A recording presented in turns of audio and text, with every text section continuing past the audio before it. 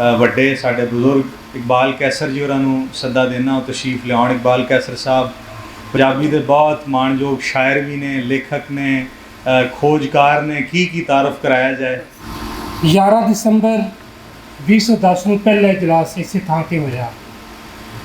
ਜਿਸ ਤਰ੍ਹਾਂ ਕਿ ਯੂਸਫ ਸਾਹਿਬ ਨੇ ਦੱਸਿਆ ਕਿ ਜ਼ਿਆਦਾਤਰ ਉਹਦੇ ਵਿੱਚ ਰੇਡੀਓ ਲਿਸਨਰ ਸਨ, ਰੇਡੀਓ 'ਤੇ ਸੁਣਨ ਵਾਲੇ ਜਿਹੜੇ ਲੋਕ ਸਨ ਉਹ ਉਹਦੇ 'ਚ ਸ਼ਰੀਕ ਹੋਏ, ਔਰ ਇਸੇ ਤਰ੍ਹਾਂ ਕੁਰਸੀਆਂ ਭਰੀਆਂ ਔਰ ਸਭ ਕੁਝ। ਔਰ ਉਹਨਾਂ ਲੋਕਾਂ ਦੇ ਵਿੱਚੋਂ ਕੋਈ ਵੀ ਸ਼ਾਇਰ ਜਾਂ ਅਦੀਬ ਜਿਹੜਾ ਸੀ ਉਹ ਨਹੀਂ ਸੀ ਹੈਗਾ। ਸ਼ਾਇਰ ਅਦੀਬ ਬਿਲਕੁਲ ਵੱਖਰੇ ਲੋਕ ਸਨ, ਉਹਨਾਂ ਨੇ ਬਹੁਤ ਸਾਰਾ ਸਾਥ ਦਿੱਤਾ, ਲੇਕਿਨ ਉਹਨਾਂ ਨੂੰ ਸੁਣਨ ਵਾਲੇ ਸਰੋਤੇ ਜਿਹੜੇ ਸਨ ਉਹਨਾਂ ਦੀ ਇੱਕ ਵੱਡੀ ਤਾਦਾਦ ਹੁੰਦੀ ਸੀ। ਇਸ ਪੂਰੇ ਸਫ਼ਰ ਦੇ ਵਿੱਚ ਜਿਹੜਾ 14-15 ਸਾਲਾਂ ਦਾ ਜਿਹੜਾ ਸਾਡਾ ਸਫ਼ਰ ਹੈ, ਰਾਤੀ ਅਸੀਂ ਗਿਣਤੀ ਕਰ ਰਹੇ ਸਾਂ ਕਿ ਕਿੰਨੇ ਲੋਕ ਸਾਡੇ ਨਾਲ ਟੁਰੇ ਸਨ। ਅੱਜ ਉਹ ਸਾਡੇ 'ਚ ਨਹੀਂ ਹੈਗੇ। ਉਹਨਾਂ ਦੀ ਗਿਣਤੀ 14 ਸਾਲਾਂ 'ਚ 20 ਬੰਦਿਆਂ ਦੀ ਗਿਣਤੀ ਹੈ। ਆ ਕੇ ਬੈਠੇ ਜਿਨ੍ਹਾਂ ਨੇ ਆਪਣਾ ਕਲਾਮ ਸੁਣਾਇਆ, ਆਪਣਾ ਹਿੱਸਾ ਪਾਇਆ ਕਿਸੇ ਵੀ ਹਵਾਲੇ ਦੇ ਨਾਲ, ਉਹਨਾਂ 'ਚੋਂ 20 ਬੰਦੇ ਅੱਜ ਸਾਡੇ ਨਾਲ ਨਹੀਂ ਹੈਗੇ।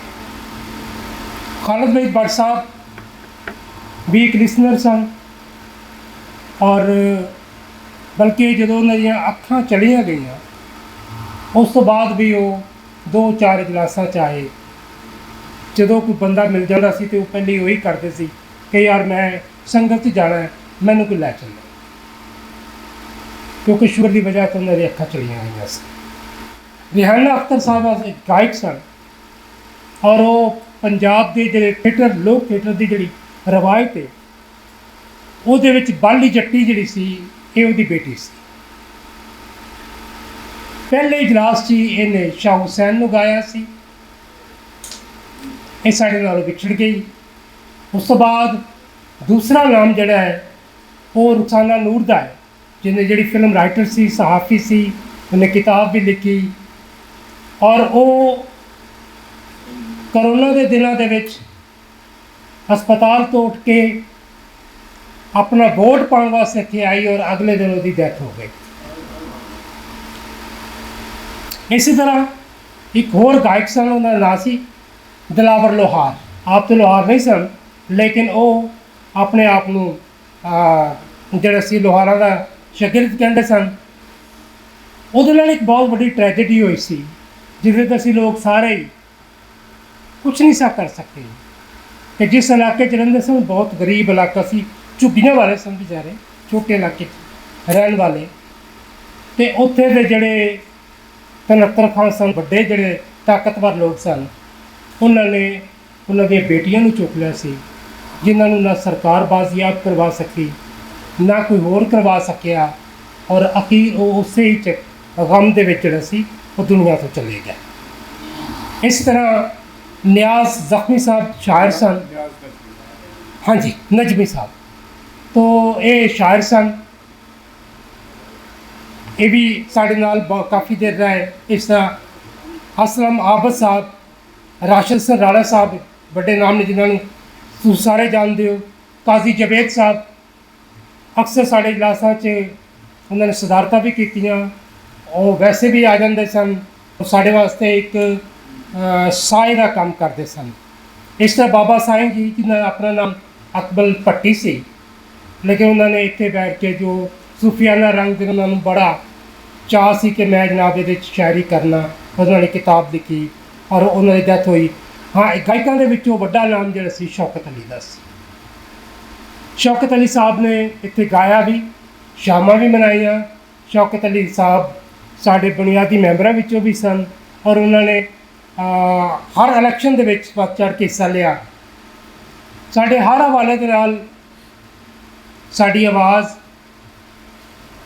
ਸਾਡੇ ਸਰਪ੍ਰਸਤ ਔਰ ਵੱਡੇ ਲੋਕਾਂ ਦੇ ਵਿੱਚੋਂ ਜਨਾਬ ਸ਼ਫਕਤ ਤਨਵੀਰ ਮਿਰਜ਼ਾ ਸਾਹਿਬ, ਜਿਹੜੇ ਦਿਨਾਂ 'ਚ ਅਸੀਂ ਬਾਹਰ ਬੈਠੇ ਹੁੰਦੇ ਸਨ, ਸਾਨੂੰ ਕਿਸੇ ਅਖਬਾਰ ਨੇ ਮੂੰਹ ਨਹੀਂ ਸੀ ਲਾਇਆ ਅਤੇ ਉਹ ਸਾਨੂੰ ਸਾਡੇ ਵਾਸਤੇ ਡਾਊਨ 'ਚ ਲਿਖਦੇ ਹੁੰਦੇ ਸੀ ਕਿ ਕੀ ਹੋ ਰਿਹਾ ਹੈ। ਇਸ ਤਰ੍ਹਾਂ ਆਖਰੀ ਸਾਵਾਂ ਤੱਕ ਅਜਮਲ ਨਿਆਜ਼ੀ ਸਾਹਿਬ ਸਾਡੇ ਨਾਲ ਰਹੇ। ਫਿਰ ਅਲੀਮ ਸ਼ਕੀਰ ਸਾਹਿਬ ਜਿਹੜੇ ਕਸੂਰ ਤੋਂ ਸ਼ਾਇਰ ਸਨ, ਸਾਡੇ ਮੈਂਬਰ ਸਨ, ਉਹ ਭਾਵੇਂ ਸਾਲ 'ਚ ਇੱਕ ਵਾਰੀ ਵੋਟ ਪਾਣੀ ਆਉਂਦੇ ਸਨ, ਲੇਕਿਨ ਉਹ ਹਾਜ਼ਰ ਹੁੰਦੇ ਸਨ। ਸਲੀਮ ਰਠੌਰ ਸਾਹਿਬ ਇਹ ਵੀ ਲਿਸਨਰ ਸਨ, ਸਮਾਜਿਕ ਕਾਰਕੁਨ ਸਨ ਔਰ ਜ਼ਾਹਿਰ ਕਿ ਉਹਨਾਂ ਦੇ ਹੱਥਾਂ 'ਤੇ ਆਸ਼ਾ ਸੀ ਔਰ ਇੱਥੇ ਉਹਨਾਂ ਨੇ ਆਪਣਾ ਇੱਕ ਵੱਖਰਾ ਹੀ ਰੰਗ ਜਮਾਇਆ ਹੋਇਆ ਸੀ।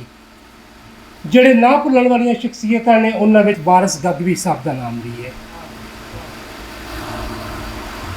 ਇਹ ਵੀ ਸ਼ਾਇਰ ਨਹੀਂ ਸਨ, ਦਾਨਸ਼ਵਰ ਨਹੀਂ ਸਨ, ਲੇਕਿਨ ਇੱਕ ਜ਼ਿੰਦਾ ਰੂਹ ਸੀ ਔਰ ਸੰਗਤ ਦੇ ਨਾਲ ਜੁੜੇ ਹੋਏ ਸਨ। ਮਹਿਬੂਬ ਆਲਮ ਸਾਹਿਬ ਪੰਜਾਬੀ ਦਾ ਇੱਕ ਕਾਮਾ ਸੀ, ਨੌਜਵਾਨ ਸੀ, ਬਿਲਕੁਲ ਜਵਾਨੀ ਦੇ ਵਿੱਚ ਚਲਾ ਗਿਆ। ਰਸ਼ੀਦ ਮਿਸਬਾ ਸਾਹਿਬ ਜੋ ਫੈਸਲਾਬਾਦ ਤੋਂ ਚੱਲ ਕੇ ਸੰਗਤ ਦੇ ਜਲਾਸਾ 'ਚ ਆਉਂਦੇ ਹੁੰਦੇ ਸਨ। ਉਰਦੂ 'ਚ ਪੰਜਾਬੀ 'ਚ ਉਹਨਾਂ ਦਾ ਬਹੁਤ ਵੱਡਾ ਨਾਮ ਹੈ। ਸ਼ਰੀਫ ਸਾਹਿਬ ਸਭ ਖੋਜਕਾਰ ਜਿਨ੍ਹਾਂ ਨੇ ਹੀਰ ਨੂੰ ਐਡਿਟ ਕੀਤਾ, ਉਹ ਵੀ ਕਿਉਂਕਿ ਬਜ਼ੁਰਗ ਸਨ ਤਾਂ ਸਾਡੇ ਬਹੁਤ ਥੋੜ੍ਹੇ ਜਲਾਸਾ 'ਚ ਆਏ, ਲੇਕਿਨ ਉਹ ਵੀ ਆਏ। ਇਸੇ ਤਰ੍ਹਾਂ ਕਾਮਰੇਡ ਸ਼ਫੀਕ ਅਹਿਮਦ। ਕਾਮਰੇਡ ਸ਼ਫੀਕ ਇੱਕ ਬਹੁਤ ਹੀ ਦਰਵੇਸ਼ ਬੰਦਾ ਸੀ ਔਰ ਟ੍ਰੈਜਡੀ ਇਹ ਸੀ ਕਿ ਬਿਮਾਰ ਹੋਣ ਤੋਂ ਬਾਅਦ ਜਦੋਂ ਉਹ ਪਿੰਡੀ ਦੇ ਵਿੱਚ ਬਿਮਾਰ ਹੋ ਗਏ ਔਰ ਡਾਕਟਰਾਂ ਨੇ ਉਹਨੂੰ ਇਲਾਜ ਕਰਾਰ ਦੇ ਦਿੱਤਾ, ਤਾਂ ਸ਼ਾਇਦ ਉਹਨਾਂ ਦੀਆਂ ਅਪੀਲਾਂ ਜਿਹੜੀਆਂ ਸਨ ਅਖਬਾਰਾਂ 'ਚ ਛਪੀਆਂ, ਲੇਕਿਨ ਨਾ ਸ਼ਾਇਰਾਂ ਨੇ, ਨਾ ਅਦੀਬਾਂ ਨੇ, ਨਾ ਸਰਕਾਰਾਂ ਨੇ, ਕਿਸੇ ਨੇ ਕੋਈ ਹੁੰਗਾਰਾ ਨਹੀਂ ਭਰਿਆ ਔਰ ਬੰਦਾ ਇਲਾਜ ਕੋਲੋਂ ਮਰ ਗਿਆ। ਸਾਡੇ ਦੋਸਤ ਬਹੁਤ ਇਖਤਲਾਫਾਤ ਹੁੰਦਾ ਸੀ ਸਾਡੇ ਨਾਲ, ਬਹੁਤ ਸਾਰੇ ਉਹਨਾਂ ਦੇ ਇਖਤਲਾਫਾਤ ਸਨ, ਲੇਕਿਨ ਇਸ ਦੇ ਬਾਵਜੂਦ, ਲੜਾਈਆਂ ਝਗੜਿਆਂ ਦੇ ਬਾਵਜੂਦ ਉਹਨਾਂ ਨੇ ਸੰਗਤ 'ਚ ਆਉਣਾ, ਆਪਣੀ ਗੱਲ ਕਰਨੀ। ਉਹਨਾਂ ਨੇ ਨਾਵਲ ਵੀ ਲਿਖਿਆ, ਉਹਨਾਂ ਨੇ ਕਹਾਣੀਆਂ ਵੀ ਲਿਖੀਆਂ, ਸ਼ਾਇਰੀ ਵੀ ਕੀਤੀ। ਪੰਜਾਬੀ ਦਾ ਇੱਕ ਦੀਵਾਨਾ ਸੀ ਔਰ ਉਹ ਸੀ ਸਨਾਵਰ ਚੱਦਾ। ਸੋ ਇਹ ਲੋਕ ਨੇ ਜਿਹੜੇ ਜਿਨ੍ਹਾਂ ਨੂੰ ਅਸੀਂ ਇਸ ਸੰਗਤ ਦੇ ਪਾਇਨੀਅਰ ਲੋਕਾਂ ਦੇ ਵਿੱਚ ਗਿਣ ਸਕਦੇ ਜਾਂ ਮੁੱਢਲੇ ਲੋਕਾਂ 'ਚ ਗਿਣ ਸਕਦੇ ਹਾਂ ਔਰ ਇਹ ਅੱਜ ਸਾਡੇ 'ਚ ਮੌਜੂਦ ਨਹੀਂ। ਸ਼ਾਇਦ ਕੱਲ੍ਹ ਨੂੰ ਅਸੀਂ ਵੀ ਸ਼ਾਇਦ ਕਿ ਯਕੀਨਨ ਇਸ ਲਿਸਟ 'ਚ ਸ਼ਾਮਲ ਹੋਵਾਂਗੇ, ਲੇਕਿਨ